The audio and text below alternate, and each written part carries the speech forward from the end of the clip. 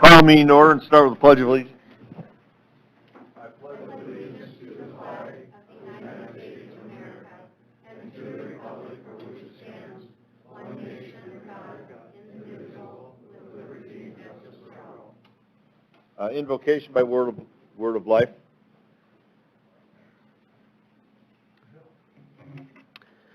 God, we're just thankful that we can gather together today.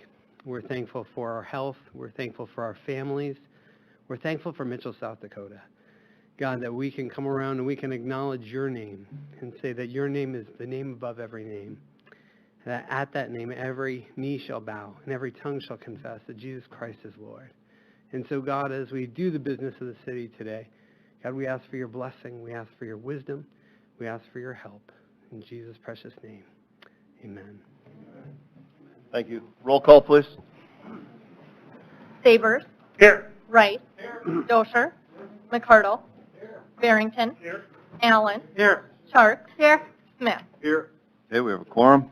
Approval of consent agenda items. Items appearing on the consent agenda may be removed by city council member for discussion at the beginning of the formal agenda items. Is there anything you wish to remove? Nothing to remove, but just point out there are a couple board appointments. There are. I believe that's for the community services boards. Yep. Okay.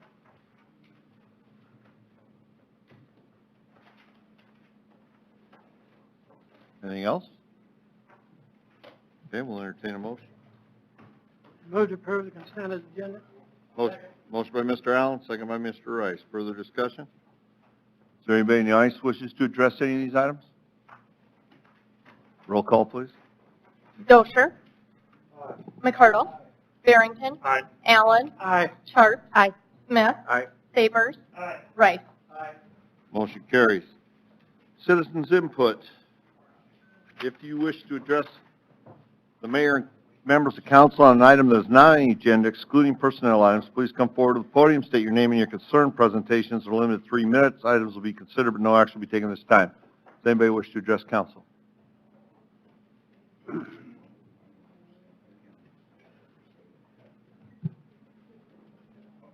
Hi, Sonia Vanderwick, Mitchell Township. I have some information that they can, if they want to pass out at some point.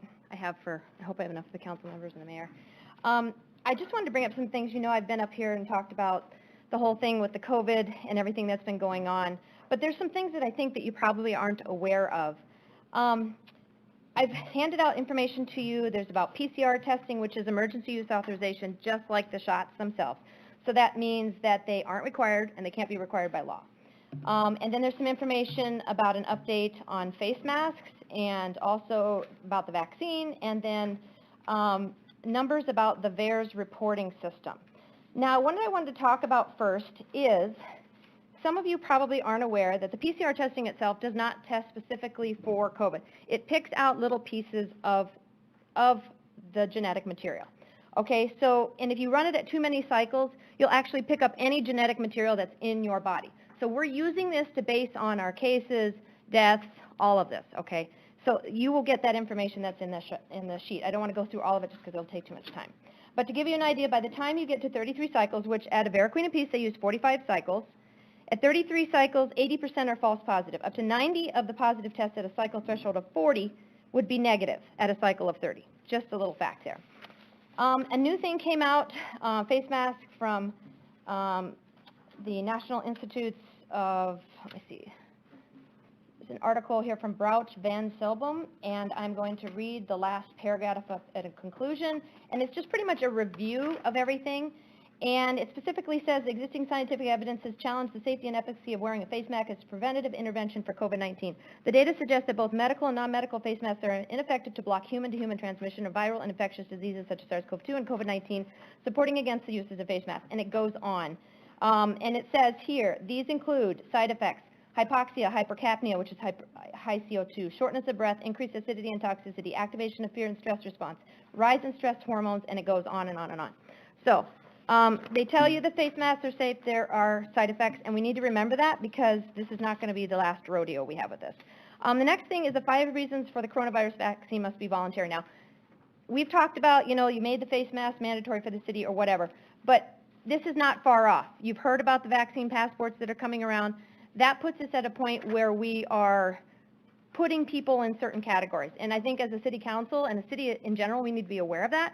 But one thing I want to tell you about, in the VAERS report, which is Vaccine Adverse Events Reporting System, as of April 9th, there's been 2,602 deaths from these shots, 5,074 hospitalizations, 10,078 urgent cares, 10,693 office visits, and it goes on, heart attacks, miscarriages, etc. And the thing is most of these are not being reported, 10% or less.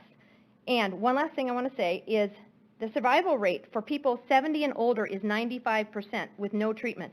Early treatment, it's 100% survival rate. So we need to be focusing on what are we doing to prepare for the flu season in the fall, because I'm looking forward to, okay, if people were getting sick this past year, what are we doing proactively to help people in the future? So that's all I wanted to share with you tonight, and thanks for your time, and I appreciate it. Thank you. Anybody else wish to address council?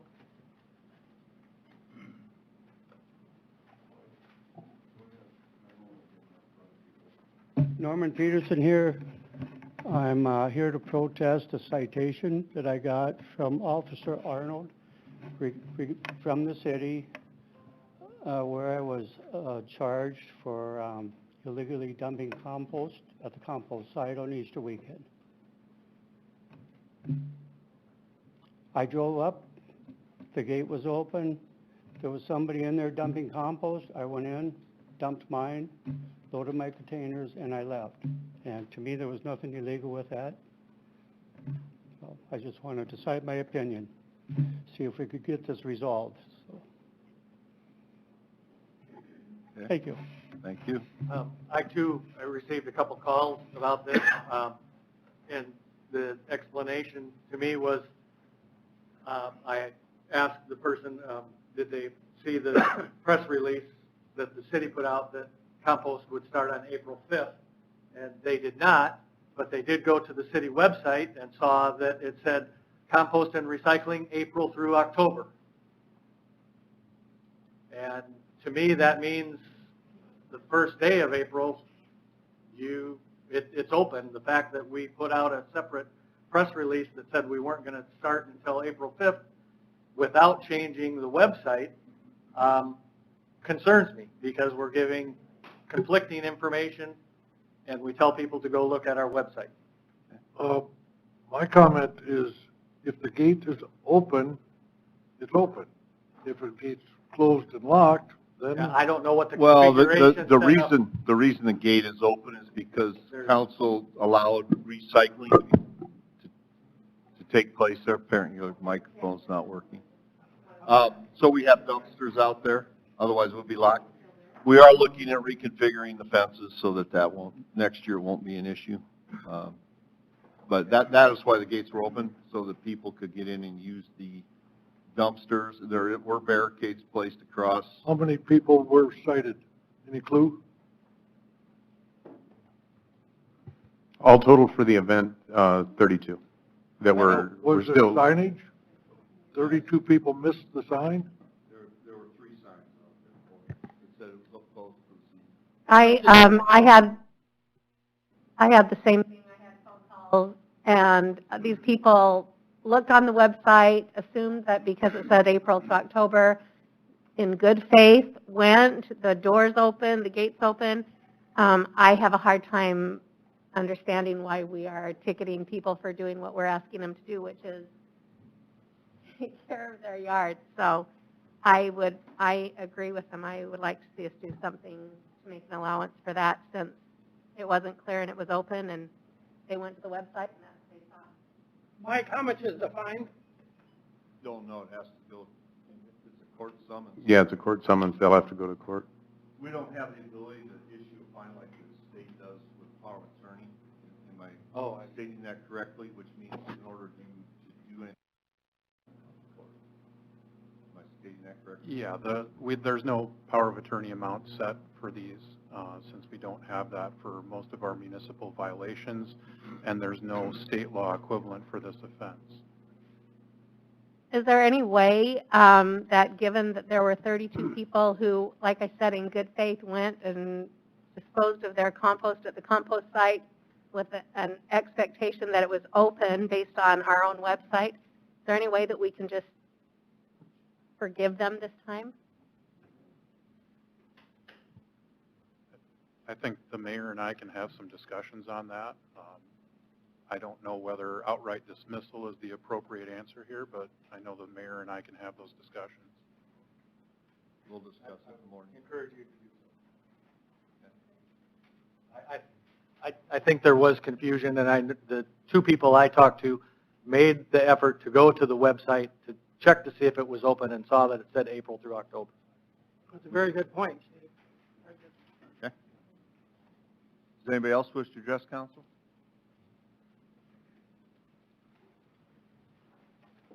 I'm Linda Thompson, and I got to read a citation too, but on March 30th, there's a sign here that was somebody was jumping tree branches. Well, the sign was knocked down, so if everybody come in and threw their leaves over this sign, how you're going to know you can't be dumped then?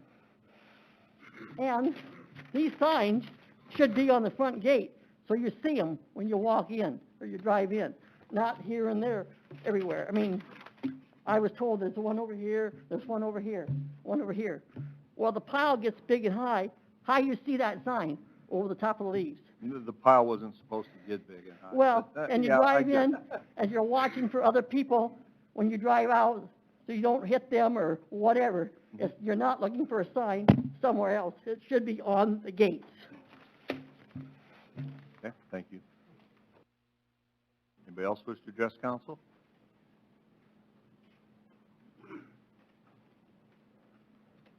Mike Bathke, 1660 East 8th.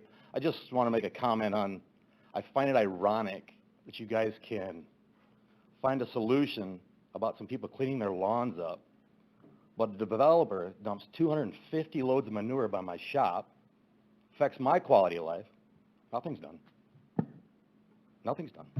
Justin's informed me that it's a matter between me and the developer. I don't know how that is, because it's illegal. What he did is illegal. And the facts are the facts. It was manure. And I had a great conversation with Justin, and Kyle's been great to work with. But nothing's been done. And I get phone calls from a friend of mine the other day. He's like, man, it stinks like horseshit by your shop. What's the deal? And he wasn't kidding. After the rain, 2 Fridays ago, the sun come out, the 40-mile-an-hour wind out of the north, that's what I get to smell. Why is my quality of life any different from any of you guys? And I have one more positive thing to say. Is, I don't know if anybody watches Blacklist. The other night, the Corn Palace was on there. He said he was going to send a postcard to his girlfriend so she'd know, and she wanted to know how she'd know. She says, because I'm going to send it from Mitchell, South Dakota, from the world's only Corn Palace. What a great thing. It is. Thank you. Anybody else wish to address council?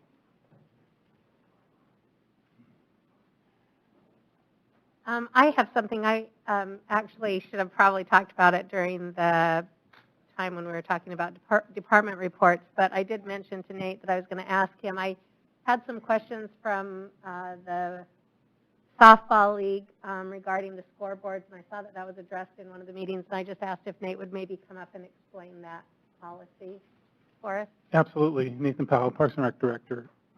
When it comes to the scoreboards, is that what you're referring to? The park board policy is that the associations raise funds and take care of their own scoreboards, but that doesn't mean we just leave them hanging. When it comes to the softball, we're actively looking for sponsors right now for those scoreboards. So if we can get businesses that can put up a sign there, we can advertise their business, and we'll sponsor them. And that's how we usually raise funds for these scoreboards, and we're actively helping them right now do that. I know they're not as organized, or there's several softball groups, so we'll be working with all of them to raise funds for those scoreboards. It's best to raise them through that way rather than compete for other funds in the city. Thanks. Yep. Nathan, a question, does that also apply to Drake Field and Cadwell Park Field scoreboards for the baseball? They purchase their own scoreboards, so I haven't been asked to look at replacing those yet. Or so we have different policies for softball than we do for baseball fields? No, if they were looking for sponsors, we would happily help them. I mean, that's not.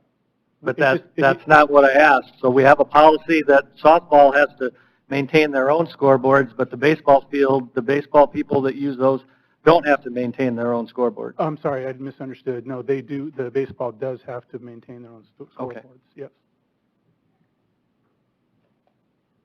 Okay, anybody else wish to address council?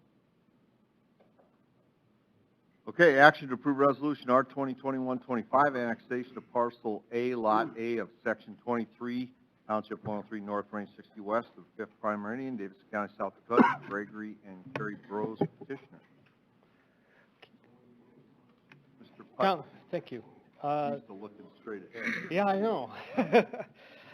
If you would want to take a look at the drawing that was, or the exhibit that's in your packet, you would see that this is somewhat related to the variance that's coming up. But anyway, the party who is going to be constructing a garage is acquired a piece to the south. So that's described as that parcel A that is on there. And so that is not in the city limits. Correct. So now he wants to bring it into the city so that he could extend it into the garage for the relation to the variance is coming up. So it's just that little piece there. The dotted line that goes north and south there that you see, that is the city limits line. So that's the only part that is needing to be annexed, is Just that little parcel A that's parcel. identified on there. So their property or their house literally borders the city limits, is that correct? Correct. They are the very last where you see there, the dotted line that goes north and south, right where Wallace Street and intersects the north, that's the city limits line right there. My understanding, he wanted to buy more land, but they weren't going to sell him anymore. I think it's Mr. Rose is here if you've got questions of him. So, yeah, that kind of relates to the variance, but you're absolutely right. Yep. Move to approve. Motion by Mr. Allen, second by Mr. Rice. Further discussion? Anybody nice wish to address it? Okay, all those in favor of the motion signify by saying aye. Aye. Opposed, nay. Motion carried. Board of Adjustment, entertain a motion for the City Council recess to the Board of Adjustment. Motion by Mr. Rice, second by Mr. McCardle. Further discussion? All those in favor of the motion signify by saying aye. Aye. Opposed, nay. Motion carried. Hearing in action for Gregory and Kerry Bros, 409 South Wallace Street. Gregory and Kerry Bros have applied for a backyard variance of 7 feet versus 25 feet is required for construction of attached garage at 409 South Wallace, legally described as parcel A and lot A of section 23, township 103 north, range 60 west, 5th Prime Meridian, Davidson County, South Dakota. Lot 3, block 6, Sunnybrook Estate, City of Mitchell, Davidson County, South Dakota. Property is zoned R2, single family. Thank you, Mayor. Again, the Planning Commission reviewed this request for a variance, and like Councilmember Allen said, the party would not sell to the Mr. and Mrs. Bros additional parcel, so you can kind of see where they are kind of stuck there with the backyard setback. But if you saw the drawing, you can kind of see that they are going to meet the front yard and actually the side yard to the south. So again, Mr. Bros is here, or if there's somebody else who wishes to comment. So again, this was unanimously recommended. Move to approve. Motion by Mr. Barrington. Second by Mrs. Sharps. Further discussion? Anybody in the audience wish to address it? All those in favor of the motion signify by saying aye. Aye. Opposed, nay. Motion carried. Hearing in action for Muller Lumber Company, 804 and 806 West Pine Avenue. Muller Lumber Company has applied for backyard variance of 24 feet versus 25 feet is required for construction of a twin home with attached garages at 804 and 806 West Pine Avenue, legally described as Lot 5, and the west 42 feet of Lot 4, Block 6, MLC Edition, a subdivision of Lot 4A, Morning View Edition, City of Mitchell, Davidson County, South Dakota. Property is zoned plan development. Thank you, Mayor. Again, the council did consider this variance and did unanimously recommend approval. Basically, they're just asking for actually a little bit shy of 1 foot, but I usually just round it to 1 foot. But as you can kind of see, it's like 24 or something on the one side. So they wish to construct a duplex in this area, and I think there's an aerial in there. You can kind of see where this is. Mr. Muller's development. So again, I see Mr. Muller is here if you have questions or if anybody else wishes to comment on it. So. Move to approve. Second. Motion by Mr. Rice, second by Mr. McFarland. Further discussion? Anybody in the audience wish to address it? All those in favor of the motion signify by saying aye. Aye. Opposed, nay. Motion carried. Hearing in action for Darren Ritchie, 801 East Hanson Avenue. Darren Ritchie has applied for side yard on a corner variance of 13 feet versus 20 feet is required and a height variance of 25 feet versus 22 feet. As required to construct a detached garage at 801 East Hanson, legally described as Lot 6, Block 5, applicated addition, City of Mitchell, Davis County, South Dakota. Property is zoned R2. Again, Planning Commission did consider this request for a variance and did recommend approval. They just request that the existing garage, if you see in the aerial, is going to be removed. That was my understanding, is that was one of the caveats that they had suggested. So I see Mr. Ritchie is here. If you have any questions of him. I see one of the people that were opposed was concerned about a business being operated. Can you tell us about that? I'll let him address that. I read that too as something about a shop. Darren Ritchie. I don't have a mechanic shop or not. I do plumbing on the side, but nothing comes to the house, you know, besides my vehicle, so I don't, it's not gonna be used for business besides kids. I got 2 teenagers, they like tinkering with mechanics, so do I, so, but. Thanks for clarifying that.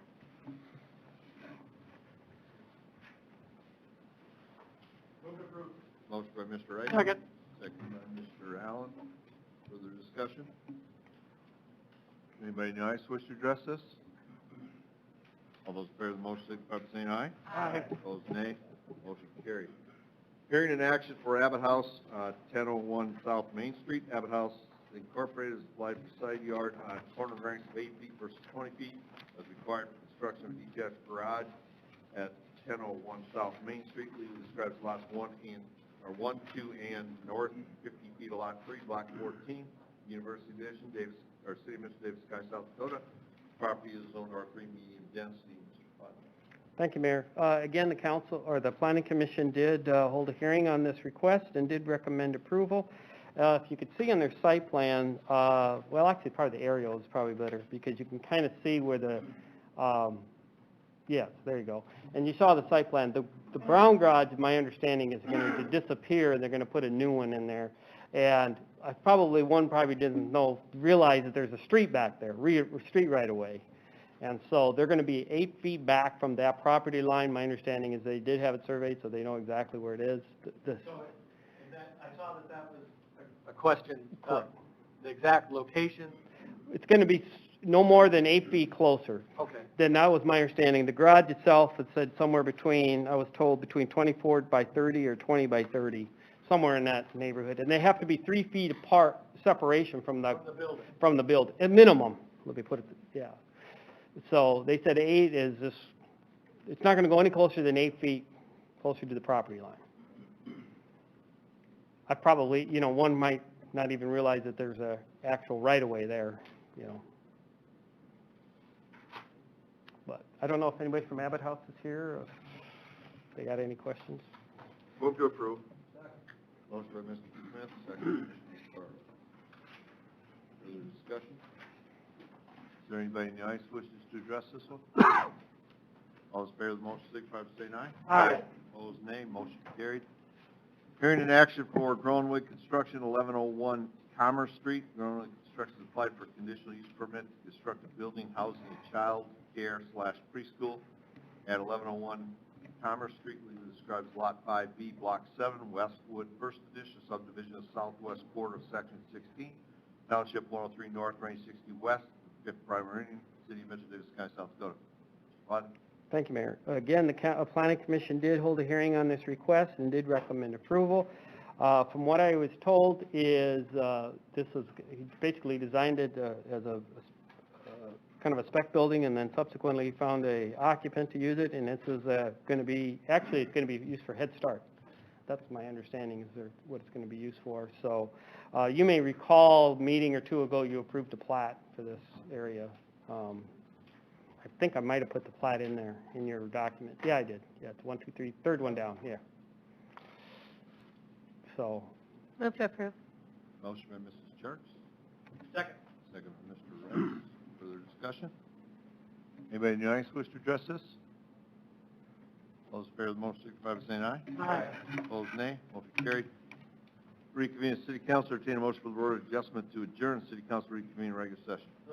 Motion by Mr. Rice, second by Mr. McCardle. Further discussion? All those in favor of the motion signify by saying aye. Aye. Opposed, nay. Carried.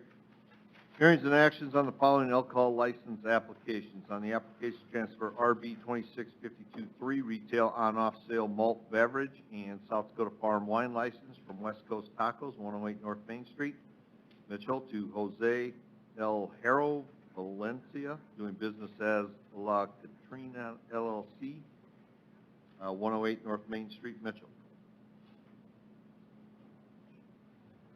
Mr. Coster, any problem? No, sir, we recommend approval. Move to approve. Motion by Mr. Allen, second by Mr. McCardle. Mr. Rice, did you have something to say? I just make sure we're handling all these Separately, yes. Okay. Anybody in the audience wish to address this one? All those in favor of the motion signify by saying aye. Aye. Opposed, nay. Motion carried. An application of Jose L. Haro Valencia, doing business as La Katrina LLC, for a new retail on-off sale wine and cider license located at 108 North Main Street, Mitchell, South Dakota. Mayor and Council, Mike Coster, Mitchell PD. Again, we recommend approval on this. Move to approve. Motion by Mr. Rice. Good second. Second by Mr. Sabers. Further discussion? Is there anybody in the audience wishes to address this one? All those in favor of the motion signify by saying aye. Aye. Opposed, nay. Motion carried. An application of Logan Luxury Theaters Corporation for a new retail on-off sale malt beverage and South Dakota farm wine license located at 209 North Lawler Street, Metro, South Dakota. Mayor and Council, again, Police Department recommends approval of this. Motion by Mr. McCardle. Second by Mr. Smith. Further discussion? Any advertising you want, Jim? Nope, we're taking precautions, and it's in the computer system to ID, and only 21 and over staff will be allowed to sell. Say that into the microphone. Sure. Yeah, we've just established Tell protocols. people who you are. Jeff Logan. I know everybody Logan Luxury in the Theaters, city but knows yes. you, For the recording, yes. So at any rate, we've established protocols that only staff who are 21 and over are authorized in the computer system to sell any of the beer. We have locked storage and display areas, and and then also the computer system demands a date of birth. And we can do that either by scanning a driver's license or entering it in manually. So we're taking all the precautions to make sure it works. It'll be served in a plastic cup that's distinguished from everything else. Everyone will be given a Day-Glo wristband, and we have to the staff will have to card everyone, and we set a 2-drink maximum per person. You're in a 2-hour movie, a drink an hour, it follows the guidelines. So, and this is done now in theaters, both the State Theater in West Mall and Sioux Falls, even Madison, Brookings, Vermilion, Spearfish, and this is a trend across the country. It just expands the food offerings that's needed for survival nowadays. Happy to answer any questions. Any other questions? Thank you. Anybody else wish to address this? Okay. All those in favor of the motion signify by saying aye. Aye. Opposed, nay. Motion carried.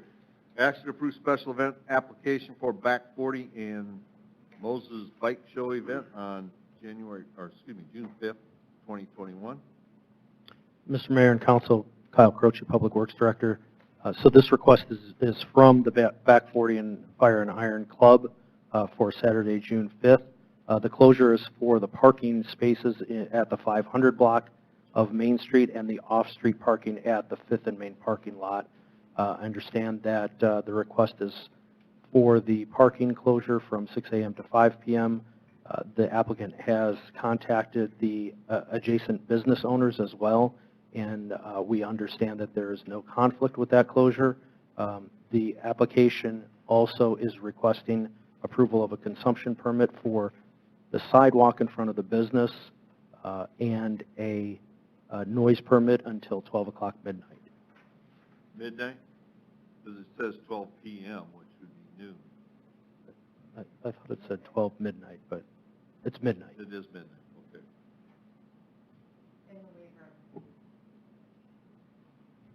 And There is a waiver on the The- fees too. the- Typically, the fees are $500. Right, the back 40 is requesting the council to waive all fees. I didn't see in the application a reason. Usually it is for charity, but I didn't see an identification of what the charity was.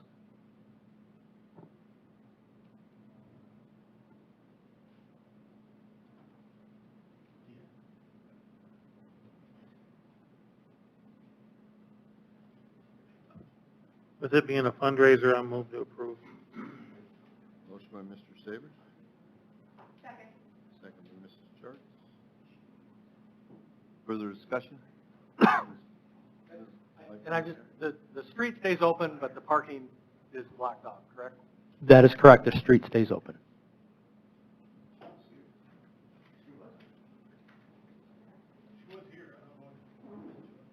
Yep. So this is or is not a fundraiser?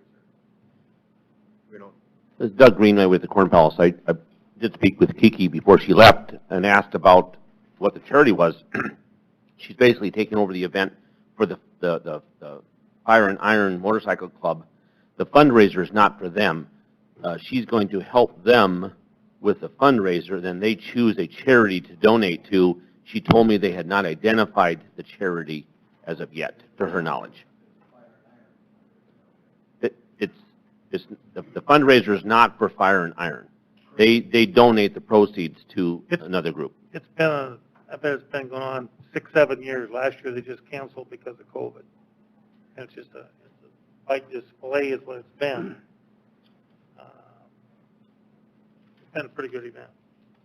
One additional note that she did ask that some of these motorcycles are high dollar machines, and had asked if we could display some of them in the Corn Palace lobby rather than have them sit outside overnight in Mitchell.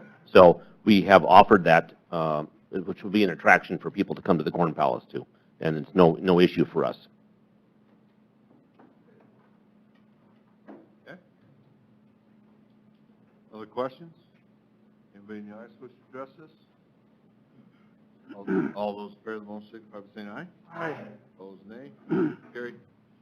Discussion of possible action on parking lot closure notifications. This is what you had requested at the last meeting to have for a discussion as an agenda item and action tonight, so. Is who wants this to also start? road closure? This is road closures, parking lot parking- closures related Closures to related- events. Okay. How's that? Better way to put it? Okay. So, I guess so, my question, and maybe Kyle from Public Works,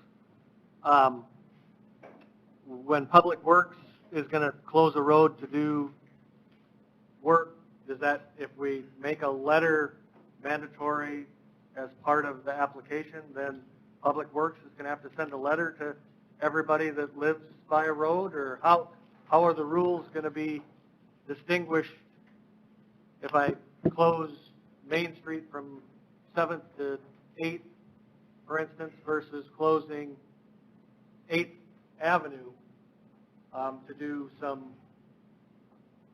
construction work? Yeah. Those are both road closures. So typically, when we have a road closure, if it's a utility break, that's more of an emergency. We get the locates, and then our personnel go door to door with flyers and let the people know that water has to be shut off or sanitary can't be used. So in an emergency situation, our utilities group and streets and sanitation group and traffic, they go door to door for those people affected for the shut off. For construction projects, we have requested that the contractor do that, schedule it at least 48 hours in advance.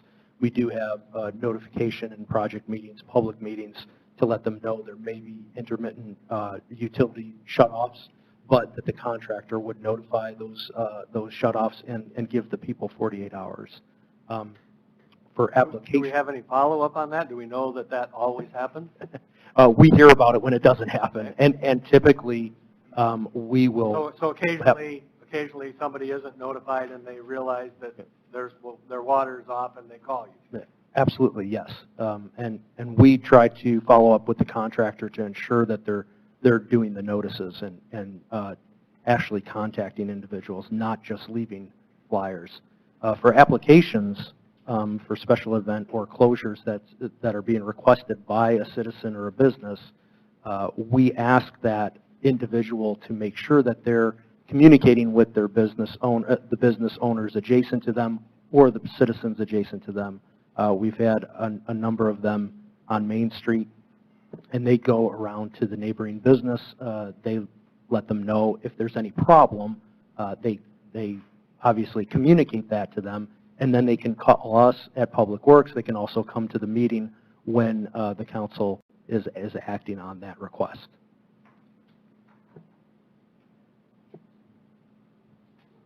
So I guess is the request or the discussion that that letter or communication become a formal part of the request? Because it isn't, if I read through the request that was just filled out, there's no checkbox or anything in there that says you must contact, and somebody probably would need to decide, here's the businesses that encompass the closure, and you need to talk to all of them, check. Otherwise the application isn't complete and it can't be turned in. Is that something that we want to go that far, or how will this exist? Well, as you know, this is something that was brought to me by Kiki, Yep. And I feel like she is really probably pretty good about communicating when her street closures are happening. Right, but I'm talking about anybody and I everybody in understand. town in I'm any just giving street. you a little background, okay? So I understand that. So I think that when she was bringing it to me, her concern was primarily about Main Street businesses because so many of the events happen on Main Street. Recognizing that there may be, I don't know, I don't think you close roads for poker runs, obviously, but I'm trying to think of another road closure event that there may be that would require that. But there was some discussion about, and I don't know if we can do this where you talk about specific about Main Street events, but I see Dan's up there. Maybe he's going to address this for us. So we had talked a little bit. Jeff's suggestion was maybe this is something that Mitchell Main Street and beyond could communicate to their membership. So. Yeah, just for additional comment here, I'm Dan Buchelman, President of Mitchell Main Street and Beyond. So I think the original request, like Susan said, was from Kiki, was that there are more events that close Main Street than most other areas of town. And that's good. Obviously, we have these events and bringing people in and hanging around, but it does also affect the businesses in the area. So although we close roads for construction and utility breaks and everything else, we close Main Street more often, and it would be beneficial for the businesses in this area to know when those events are coming. And although that's public record, it's applied for, not everybody pours through the council minutes every time, and they can miss it.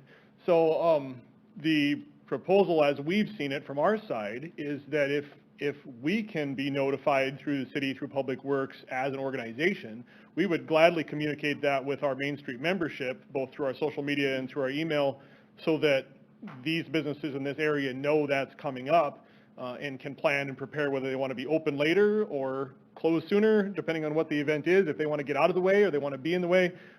Just from past experience, for example, the Daily Republic, who's just half a block away, they've sometimes struggled with employees knowing when we were going to shut down a parking lot they use because of the notification and timing and people with different schedules. And so the more we can make sure everybody's in the loop, the better this would be.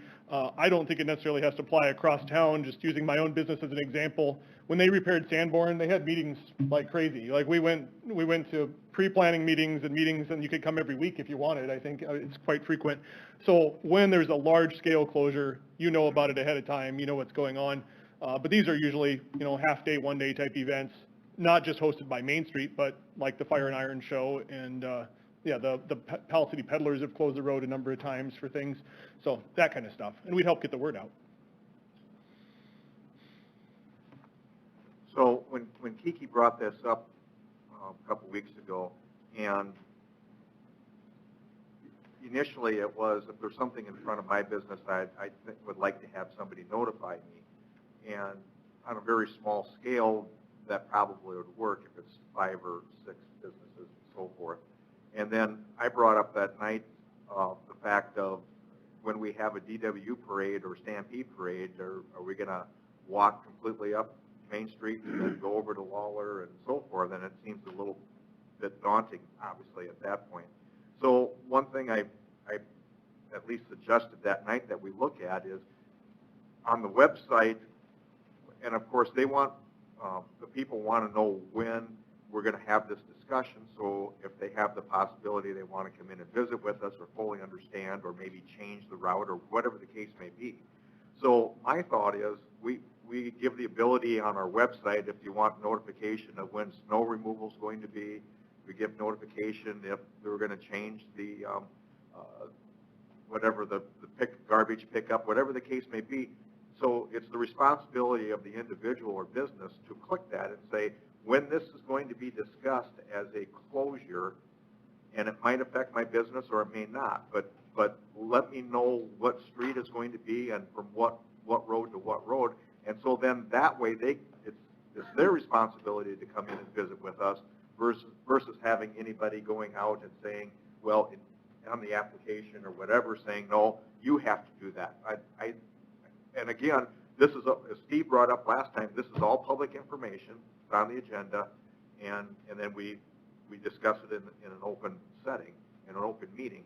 But we already have the format in place, and I visited with Stephanie a little bit about this, and she's bringing it up right now. So you can go in and click any one of those that you want further information of what the city is doing, and you can see all of them right there of how many, and then maybe adding one more for the possibility of the discussion of road closure. So then you will receive either a text, an email, or both, and then you know when it's going to be discussed and what night at City Council. So that was kind of what I thought maybe would be the solution. So put it on our alert network like we do for snow removal and those kinds of things. Just exactly where she's at right now. If you want mosquito spraying, if you want to know when to take your pets in, you want to be notified. So then you get a text or whatever saying the roads be closed? That it's going to be discussed also, that, this meeting that it would be discussed and what road it's going to be. So if you're affected, you might want to come in and visit about it. So you're talking the Outcast Car Club, they take from 7th to 1st. So they would come in and, so we would notify. When the application is submitted, it would then go onto the website that this is the night the council's going to discuss this particular closure. Will that just fall in with the Public Works newsflash? I really don't know. I guess the one point to make is that right now people can subscribe to the agenda and they can get that email or text notification and they can scroll through the agenda and see if you're kind of duplicating one that's already on there. But if you want one specifically, it would probably go as a news flash item because those alerts scroll along the top of the website. And we've kind of kept those for more like city alert, like bring your attention to it, not just a routine thing that you're scheduling. On the mosquito spraying and snow removal are up there because they're happening, snow removal, obviously, we can't always predict when that's coming. Mosquito spraying sometimes impacts people's health because it's happening outdoors.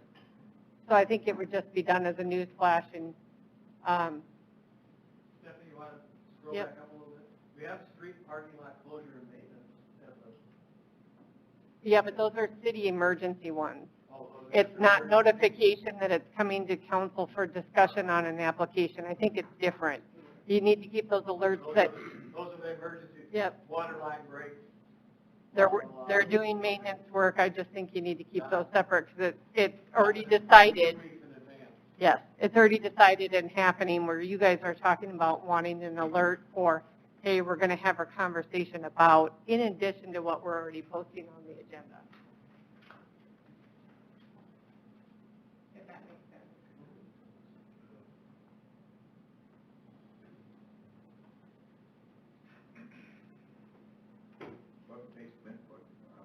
I guess Kiki didn't like the fact that she had to look at the agenda every week. She's obviously busy, and others might feel the same.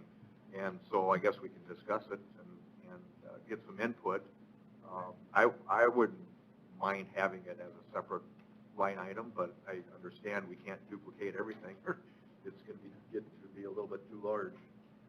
Well, and I want to make sure that we get an application and we think it's good and somebody's missed a couple, that it doesn't disqualify the application.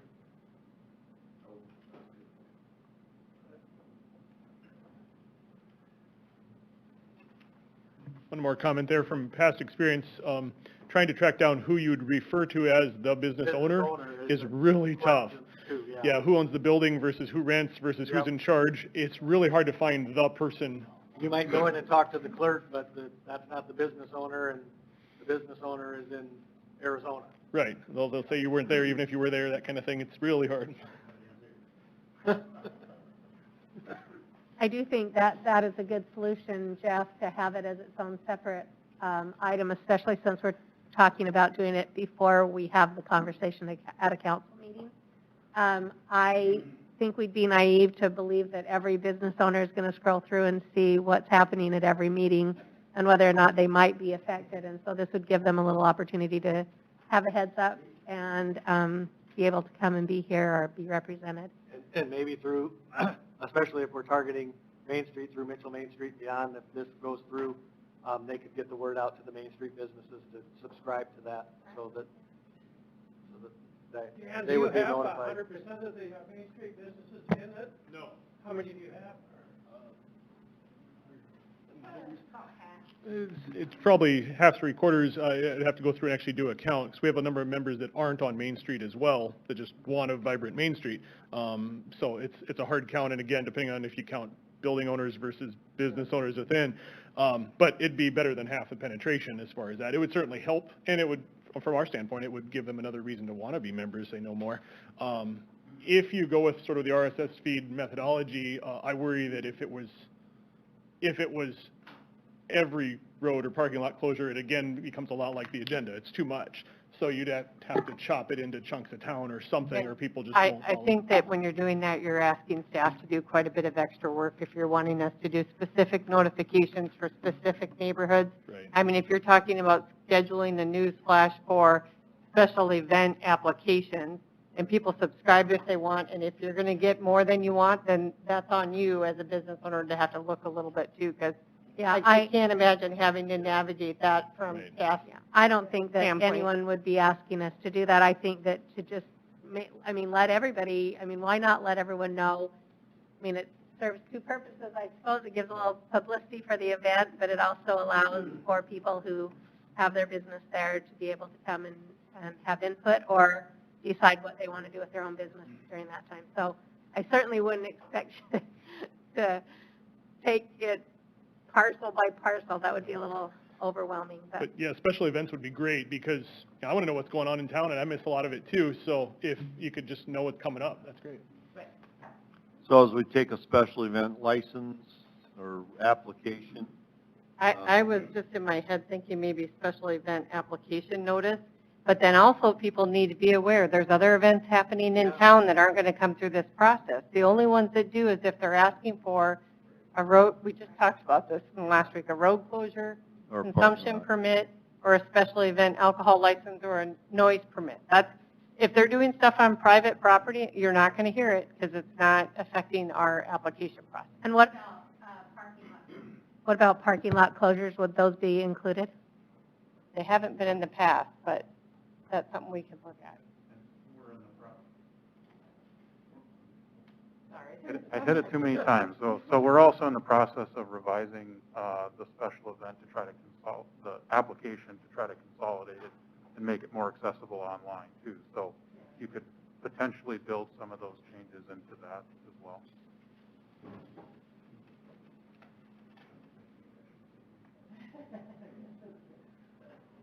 okay? Any further discussion on this? So do we need action on this?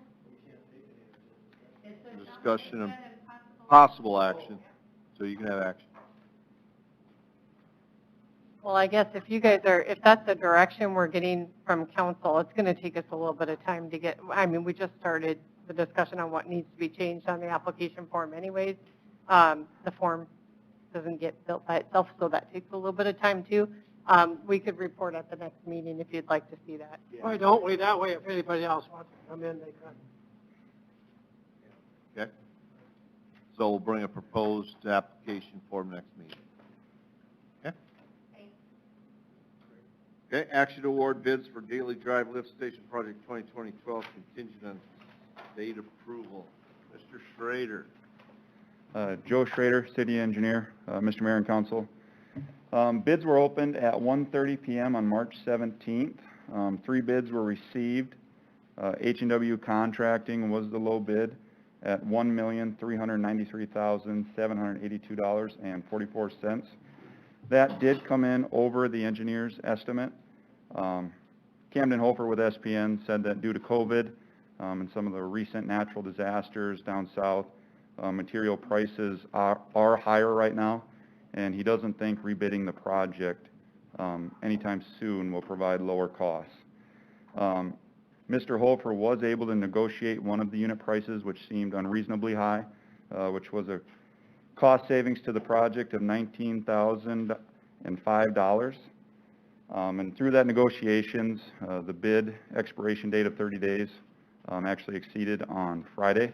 H&W agreed to hold their bid until April 23rd, which should provide enough time for the award process to happen. Mr. Hofer has reviewed all the submitted bid information and recommends awarding the bid to H&W Contracting for a total cost of $1,374,777.44. The bid award should be contingent on DE&R approval, and staff agrees with their recommendation.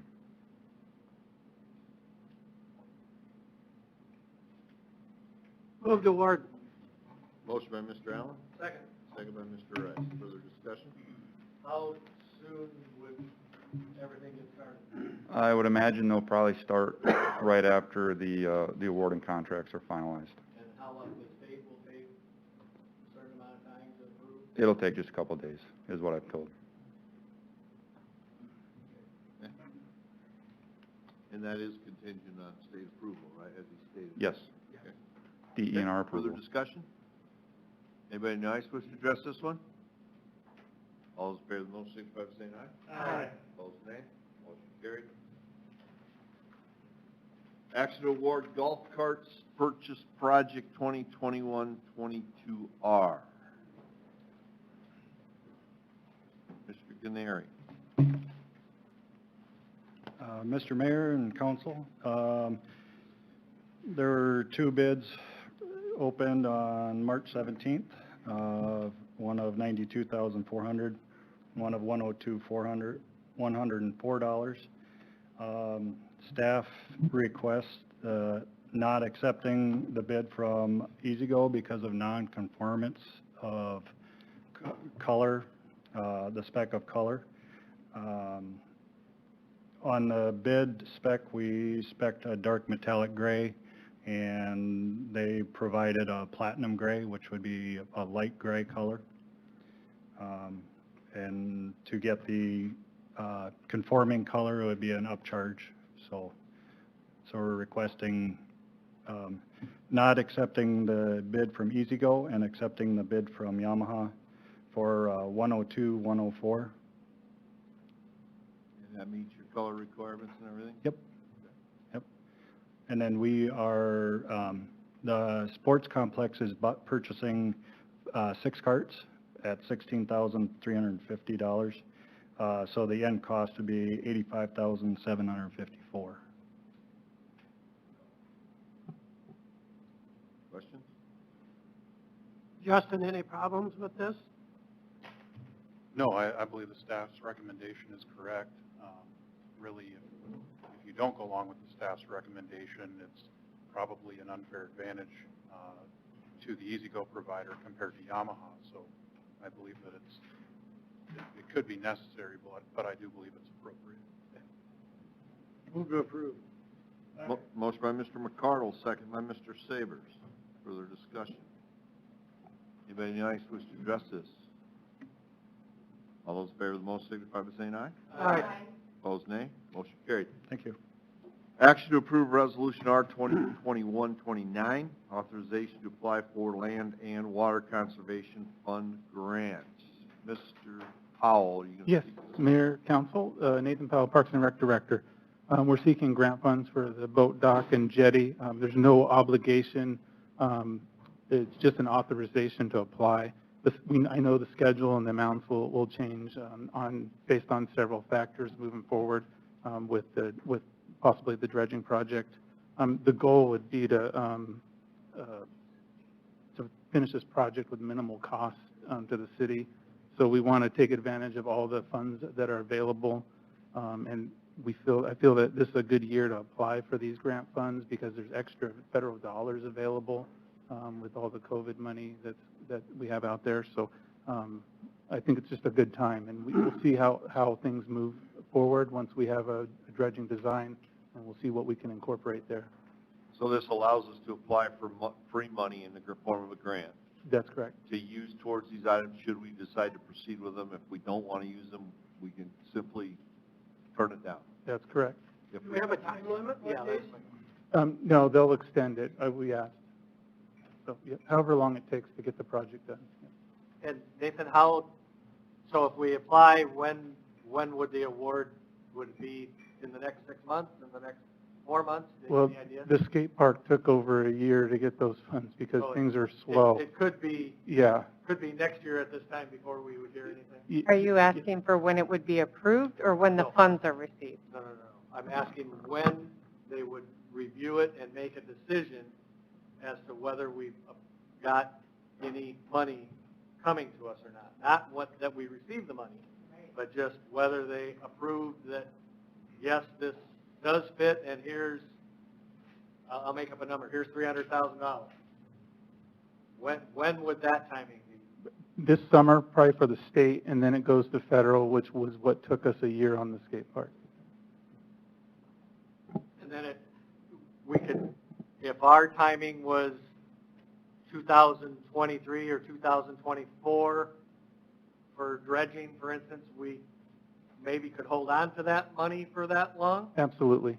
Okay. It's our chance to get some free money. Yeah, we may not get it, we may get it. Telling me there's a chance.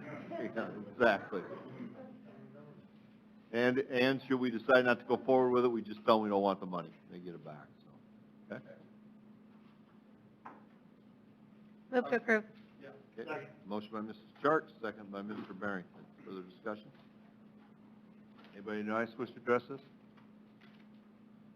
All those in favor of the motion signify by saying aye. Aye. Opposed, nay. Motion carried. Action to approve agreement to approve A 2021-18 agreement with IDG for ground storage tank project 2020. Mr. Schrader, you're speaking. Joe Schrader, city engineer. The proposed agreement will provide design and bidding services for the ground storage tank improvements. The ground storage tank proposes to install a 2.5 million ground storage tank. It'll be approximately 110 feet in diameter, 35-foot sidewalls. The city has already purchased the 10 acres we plan to put the ground storage tank on. It's located northeast of Highway 37 and 256th Street. Along with the ground storage tank, there will be a pump station and chemical feed facility. It will also include a separate pressure zone for the south side of town, so that's completely separate from the ground storage tank. And then we are also going to allow for a bypass around the current water treatment plant and demolition of the Burr Street elevated storage tank. And they will also assist in securing SRF funding for the project. Staff does recommend City Council approval of the attached agreement with Infrastructure Design Group, an amount not to exceed $720,128 for the improvements, and that will include design and bidding.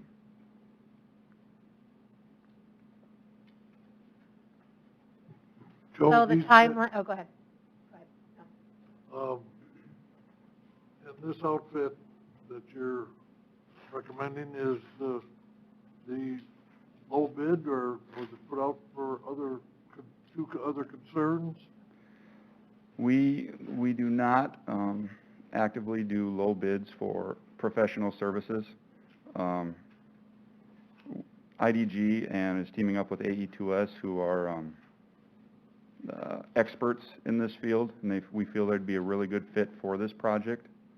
The reason the cost does seem high just for a ground storage tank But again, we're also including a pump station, a chemical feed facility, distribution piping, which includes a 20-inch pipe from Spruce and down Cabela Drive, additional connections to the water infrastructure to allow our new supply to come from the south instead of from the north.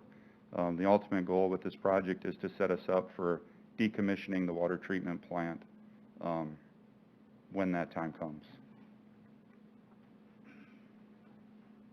And the demolition of the Burr Street Tower would be after the new one was built Correct, and operational. and operational? Yep. Do you have no question? John, I kind of looked at this and thought about some other projects, and this is like runs 14% of a $5 million budget. Right. And typically just bid costs don't go that way, but you're saying there's other design features that also will incorporate the bypass and the pressure reduction to Correct. eventually be able to get rid of the treatment. Right. Yep. The treatment pumping. Yes, the water treatment plant, yep. 'Cause right now, we feed town from our current water treatment Water plant. treatment plant. Yep, which is the lowest part of town. Yep. Okay.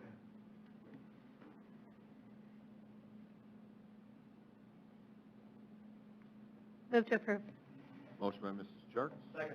second by Mr. Rice. Further discussion? Anybody in the audience wish to address this?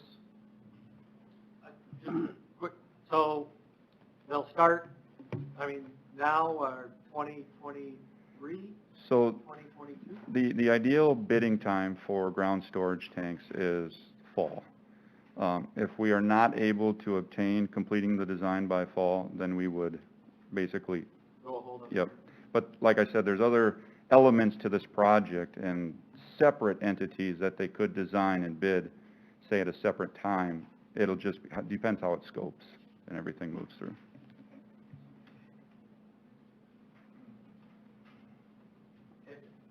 Anything else? No. Further discussion? Anybody in the audience wish to address it? All those in favor of the motion signify by saying aye. Aye. Opposed, nay. Motion carried. Action to approve resolution R 2021-24, annexation of various parcels owned by the city of Mitchell into the corporate limits, formerly the Kelly property. Mr. Putnam. It's pretty self-explanatory, but you could see in there is a signed annexation petition, which is by, obviously, your honor, the mayor, and since we are the city is the owner. And also, you can kind of see there's a map kind of illustrating the various parcels that are there and to kind of make it contiguous to the city limits. So just a quick side note, Mr. Rice, now that our 3-mile jurisdiction is going to keep moving. So per state statute, so our plats are going to... trying to get outside the 3-mile jurisdiction? The, 3 miles from what exact corner or edge of the city? yeah, our surveyors will have a good time now with this, so, but unfortunately, that's state statute. Yep. So just a little clarification on this, Neil. Is there a reason that we have it all into parcels instead of just taking a big block and saying, That's the way it's described. are there parts of this that are not, are there parts of this area? It looks to me like there are parcels that are not included. Am I mistaken? Well, right, this is only the property that the city owns. Basically, Yeah, it's it's only the the- channel of the creek. Correct. We own it. The rest of it is private unless they want to annex into the city. Right. We have trouble getting them annexed in. So what we own is down the creek and basically just separates all those individual parcels to get us out to the Kelly property so we can annex that and bring it into the city. Right. Yeah, you gotta We have to touch. touch everything. Right, and it's all one owner. So- And we did hit a little bit of a snafu in that, you see that little, whatever you want to call it, triangle there? That's county land. And we had to find a way to make it touch, so if you notice the very little tip up in the north, it touches our other area. So we got contiguous with it. Motion to approve. Motion by Mr. McCardle, Second. second by Mr. Allen. Further discussion? I'd just make one more observation here. Everything west of 406th Avenue currently has county zoning designation. So city zoning currently, there's no city zoning that applies to that area right now, but in the future, once it's in the city limits, we'd be free to rezone that however we saw fit, if we're still the owner. If it gets transferred at some point, the new owner could seek to rezone that property, so. Majority of that will be underwater, keep in mind, once we start doing the wetland. So. Further discussion? Anybody in the audience wish to address it? All those in favor of the motion signify by saying aye. Aye. Opposed, nay. Motion carried. Action to approve resolution R 2021-26, a plat of Lot 8, Block 4, subdivision of Block 4 of Westwood First Edition, the northwest quarter, Section 16, Township 103, North, Range 60 West, 5th Prime Meridian, City of Mitchell, Davidson County, South Dakota. Mr. Putnam. Thank you, Mayor. This plat was presented to the Planning Commission at their last regular meeting, and they did recommend approval. As you can kind of see what's indicated on there, what's platted and what's future, it looks like it's filling in pretty well there. Move to approve.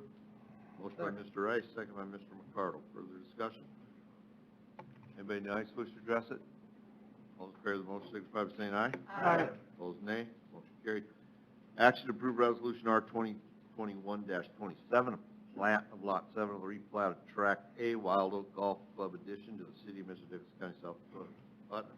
Thank you, Mayor. Again, the Planning Commission did review this plat and did recommend approval. As you can kind of see, it's in the Wild Oak development and kind of follows the pattern out there. So.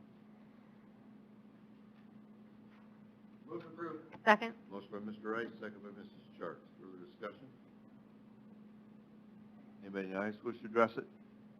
All those in favor of the motion signify by saying aye. Aye. Opposed, nay. Motion carried. You'll abstain? Okay. One abstention.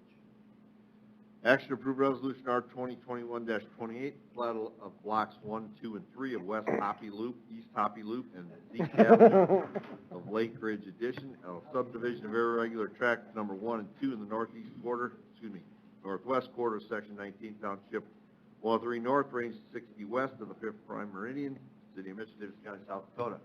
Fun. Thank you. Again, this was presented to the Planning Commission at their last regular meeting and did request or recommend approval. You may recall that I believe it was last meeting you annexed it by description. Well, now this is the plat that is coming forward. This is phase 1 of the project. This is now identifying the road, the right-of-ways and the large blocks and so forth. Just so that you know it's coming, that's now eventually, soon here, you'll be considering rezoning this area into at a future date. But this is the actual plat now of phase 1. If you've got any questions, I see Ethan Lumber or SPN is here as well, so. Yeah, this is now will be in the city, so. Just the first phase. Move to approve. Second. Motion by Mr. Allen, second by Mr. McCardle. Further discussion? Mr. Bamer, did you want to speak to it? No, I'm good. You weren't sleeping back there, were you? Okay. All those in favor of the motion signify by saying aye. Aye. Opposed, nay. Motion carried. Second reading on ordinance 020-2104, supplemental appropriation ordinance. There was just one change from the first reading, and I did highlight that for everyone's review. The total requested supplements went down because the public nuisance amount was reduced. There was one item that was taken off of that. Getting to the right spot here. Mr. Weiss does not want to sell his Yep. part. That's what it amounted to. Mr. Weiss did not Right want here. to deal with it. Right. So the one that was taken off is shown as a strike through above on the staff report. So the ordinance was adjusted to reflect that as well. The reason for taking that off is if we're not doing that project, that money was coming out of general fund cash reserves, so you will leave that in reserves for future projects. Right? That amount was about $112,000, is that right? 112.5, I think. Just had it pulled up. Move to approve 2021-04. Motion by Mr. Rice. Second by Mr. Savers. Further discussion? Anybody in the audience wish to address this? All those in favor of the motion signify by saying aye. Aye. Opposed, nay. Motion carried. Adoption. Motion by Mr. Rice to adopt, second by Mr. Smith to adopt. Further discussion? Anybody in the audience wish to address it? Roll call, please. Barrington. Aye. Allen. Aye. Charles. Aye. Smith. Savers. Rice. Dosher. McCardle. Aye. Motion carries. We're adjourned.